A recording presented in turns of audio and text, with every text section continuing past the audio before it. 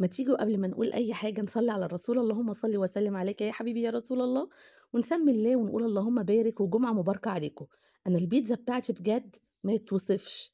بُصّي، حاجة كده ما تتوصفش في جمالها وفي هشتها وفي كل حاجة، حاجة كده خطيرة، بجد البيتزا بتاعتي لا يُعلى عليها. طبعًا باورّيكم أشكال كتيرة في البيتزا، باورّيكم حشوات كتيرة في البيتزا، لكن عجينتي عمرها ما تتغيّر.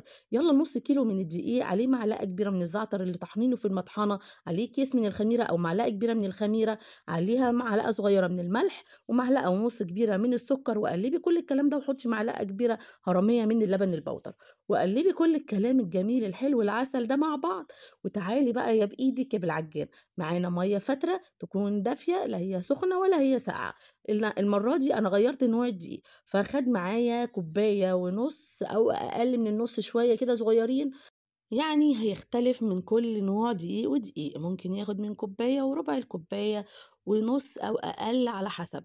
تعالي بقى خلاص كده بعد ما خلّصت شربت المَيّة الدقيق كلّه، أنزل بربع كوباية من الزيت، تمام، أو كام معلقة من الزيت، بس أنا بانزل بربع كوباية من الزيت. شايفين بقى العجينة لفِّت معايا وبقت جميلة، طلّعيها بقى من العجان أو اللي بتعجنيها بإيدِك، طبعًا عجينة البيتزا عشان تبقى هشة وجميلة لازم فيها سِنّة تلزيقة زي ما أنتِ شايفة بإيدي. أنا إيدي أهي بتبقى ملزقة سِنّة، هاتي بقى بولة نضيفة حطّي فيها شوية من الزيت، وهاتي العجينة بتاعتنا كده بعد ما كوّرناها، شايفة العجينة بجد يعني خطيرة بجد، العجينة بتاعتي لو جرّبتيها والله العظيم على ضمانتي مش هتجرّبي أي عجينة تانية ولا أي وصفة تانية. تعالي نعمل الصلصة، حلة على النار فيها شوية حلوين من الزيت، حطيت 3 معالق كبار من التوم، لإن أنا باحب أعمل صلصة البيتزا واشيلها في الفريزر لو طلّعت عجنت واعمل بس العجينة مش الصلصة. تعالي بعد ما حمّرت كده التوم شوية رُحت نازلة عليه بربع كوباية من الخل، ونزلت بقى بكيسين صلصة من اللي إحنا كنا بنعملهم مع بعض، وإن شاء الله هاعمل معاكم الصلصة تاني قريب، انتظروها. تمام، خلاص نزلت الصلصة. طَب يا شيماء دي حوالي تقريبًا قد إيه كام مَج؟ حوالي 4 مَجّات، تمام، رُحت نازلة بمعلقة كبيرة من الزعتر البودر، ورُحت نازلة بمعلقة صغيرة من الملح، ومعلقة كبيرة ونُص من السكر، وقلّبي كده بعد ما الصلصة تدوب. تعالي بقى ننزل بمعلقة إلا ربع صغيرة من الفلفل الأسود أو معلقة صغيرة على حسب. دوقي بقى في الوقت ده بعد ما قلبتِ الفلفل دوقيها وشوفيها بقت مضبوطة معاكِ والّا لأ، بجد حلوة جدًا، خطيرة جدًا. تعالي بقى كده العجينة بعد ما خمرت وشايفاها بالجمال ده، أنا طبعًا عجنت كيلو من البيتزا بس عجنت قدامكم نُص وعجنت بعد التصوير نُص تاني. تعالي هاوريكِ شكلين كده للبيتزا، أنا عايزة أعمل العجينة بتاعتي على شكل مستطيل، عايزة أعمل العجينة يا شيماء ألاقيها على شكل مستطيل. هاتي بقى كده النشابة بتاعتِك وابدئي افردي بالعجينة بإيدِك، لو ما عندكيش نشابة ما تعقديش نفسِك خالص، بإيدِك كده واقعدي افردي العجينة واضغطي فيها لحد ما تعمليها الشكل المستطيل اللي أنتِ شايفاها. أنا جبت المفرش علشان عملت على قد المفرش اللي هو السيليكون.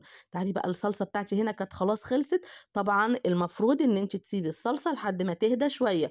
أنا بما إني كنت مستعجلة والبيتزا دي كنت واخداها يعني والولاد جعانين، فقُلت لأ لازم إن أنا باعملها على طول، مش ما عنديش وقت إن أنا أستنى إن هي تبرد، وبالفرشة وتدهني مش بمعلقة. هاتي فرشة كده سيليكون وادهني بها البيتزا، لإن أنا مش عايزة الصوص بتاع البيتزا يكون كتير أوي إن أنتِ لمّا هتيجي تشوفيني دلوقتي باعمله إن هو يطلع برّه العجينة. تعالي بقى هنا الحشوة الخطيرة بجد مهما كلتِ بيتزا أو يعني دُقتيها عند أي حد، يا خراشي على طعمها. هاتي التركي بقى، تركي كده وحطي بقى إيه الجبنة الشيدر فوقيها برضه شرايح أو الجبنة اللي هي بتاعة البرجر اللي متوفرة عندِك. أنا هنا النُص كيلو دقيق ده أنا استخدمت له ربع ترك وربع جبنة شيدر، تمام؟ وكمان هاحط عليه موتزاريلا بس دي اختيارية، ممكن الخطوة بتاعة الموتزاريلا هنا ما تستخدميهاش، هاقول لِك تستخدميها إمتى. شايفة كده الخطوات معايا، بجد هتاخدي بيتزا بُصّي ما دُقتيش في حياتِك زيّها، لا قبلها ولا بعدها هتدوقيها، على ضمانتي ومستنية تعليقاتكم الجميلة. لو وصلتِ معايا لغاية هنا لغاية دلوقتي فين اللايك؟ أحلى لايك حبيبتي منِّك وأحلى كلمة وcomment منِّك. تعالي بقى نبدأ نلِف العجينة كده بالراحة رول، العجينة طرية جدًا هشة جدًا، خلّي بالِك وأنتِ بتلفّيها. هاتي بقى كده صاج أو صينية وابدئي ادهنيه بالزبدة، وأحلى بيتزا تاخديها لازم تكوني تدهني الصينية بالزبدة مش بأي حاجة تانية. قطّعي بقى الرول الكبير الخطير ده كده شرايح مدوّرة، وتعالي بقى هتشوفي هنعملها إيه. هاتي بقى كل رول قطّعناه كده وحطّيه وابدئي بإيدِك اضغطي عليه كده ضغطة خفيفة، تمام. بُصّي يا خرابي بجد على البيتزا دي، أنا بُصّي عملتها وخلاص جُعت معاكم تاني عايزة أقوم أعمل معاها تاني.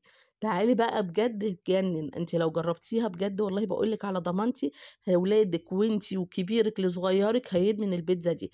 تعالي بقى هنا باقول لِك ممكن تستغني عن خطوة الجبنة الموتزاريلا وإحنا في قبل ما نحشيها، وتحطي بس تستكفي على الوش، لكن إحنا من النوع اللي بنعشق الجبنة، فباحب أحط الجبنة كتير جدًا في البيتزا أو في أي حاجة باعملها. تعالي بقى ده النُص كيلو التاني اللي أنا باقول لِك عليه، بس أنا أخدت أقل من النُص.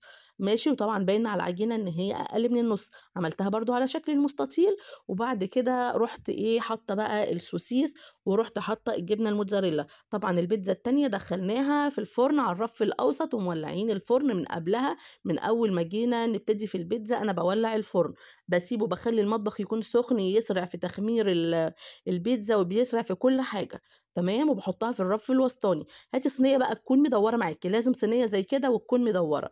تعالي ننقل الرول ده كله كده على الصينية بالراحة، العجينة طرية جدًا طراوة، وأنتِ ماسكاها مش هتصدقي الجمال والحلاوة اللي في إيديكِ بجد. تعالي حطي كده الرول، وهاتي بقى المقص بعد ما لزقنا كده الأحرف بتاعة العجينة الرول دي، ودورناها كده زي الوردة أو الترسة، وتعالي بعد ما قصقصت بالمقص ابدئي لفي اللي إحنا قصيناه ده. بُصي حطي إيد من تحت وإيد من فوق ولفيها اعوجيها، تمام، ونيميها كده على الصينية، نديها شكل الترسة أو الوردة. بجد حلوة جدًا، البيتزا العملاقة بجد من كيلو دي عملنا كمية بيتزا رهيبة. عارفة يعني إيه رهيبة؟ فعلًا، فعلًا حاجة كده فوق الوصف. تعالي بقى كده بُصّي باكمّل اللَف بنفس الطريقة اللي أنتِ شايفاها. بعد ما خلّصناها بقى كده، تعالي بقى هاتي الصلصة واضغطي الأول عليها كده، نيّميها كويس جدًا، اضغطيها بإيدِك، وتعالي نجيب الصلصة بقى وندهن الوش بتاعها بالفرشة برضه، ورشة زعتر من على الوش. يا جماعة بجد البيتزا تجنن، أنا جُعت أنتم ما جوعتوش بجد.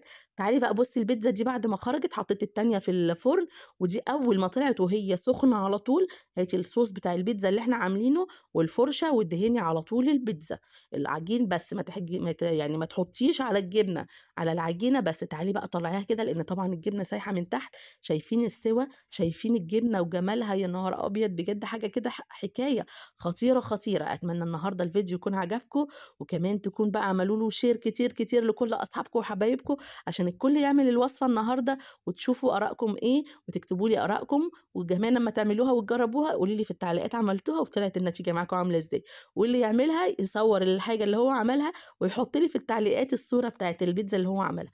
بجد حلوة جدًا، شايفين بقى دي الجبنة والسايحة بقى تحت أكتر من التانيين، باعشقها بقى، باعشق الجبنة اللي بتبقى سايحة كده مع طعمها وقرمشتها وتحميرتها بجد. عجينة هشة مورقة، حاجة كده بجد تحفة. تعالي بقى الصينية التانية أول ما طلعت نفس الخطوة وهي سخنة نار طالعة من الفرن، أدهنها تاني بصوص البيتزا. الخطوة دي بتفرق جدًا، جدًا في طعم البيتزا. يالّا أتمنى الفيديو النهارده عجبكم لايك وشير، واللي مش عندي يشترك ويفعل الجرس عشان كل جديد عندي يوصل لكم.